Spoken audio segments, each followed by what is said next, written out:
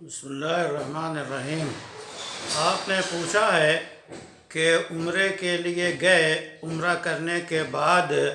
پھر طائف جانا ہوا اور طائف سے واپسی کے وقت بغیر احرام کے مکہ مکرمہ چلے آئے تو کیا حکم ہے؟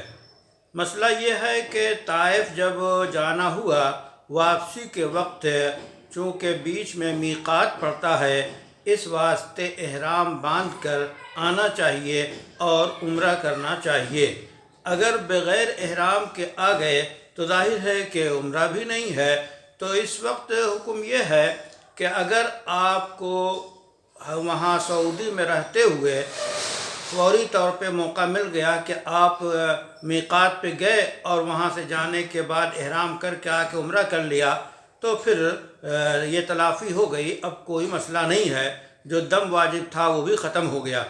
لیکن اگر بغیر احرام کے طائف سے واپس آئے مکہ مکرمہ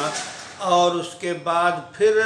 یہاں ہندوستان یا اپنے وطن چلے گئے، تو اس وقت یہ ضروری ہے کہ آپ کے ذمے دم واجب ہے، یعنی ایک بکرا یا بھیڑ یا دمبا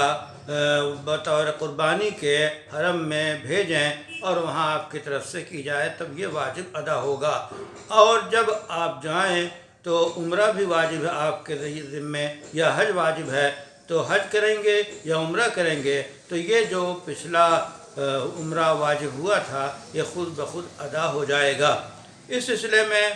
احتیاط کرنی چاہیے کہ جب حرمین شریفین کے سفر پہ جائے تو وہاں کے مسائل سے واقف ہو لے، اس موضوع پہ جو کتابیں ہیں وہ پڑھ لے، تاکہ اس طرح کی بے احتیاطی اور ایسا قدم نہ اٹھے جس سے دم واجب ہو یا حرمین کی حرمت کے خلاف ہو۔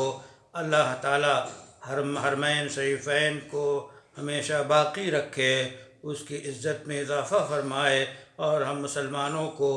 اس کی عزت کرنے، حج اور عمرہ کرنے اور اصل جو پیغام حرمین ہے وہ دنیا میں عام کرنے کی توفیق عطا فرمائے۔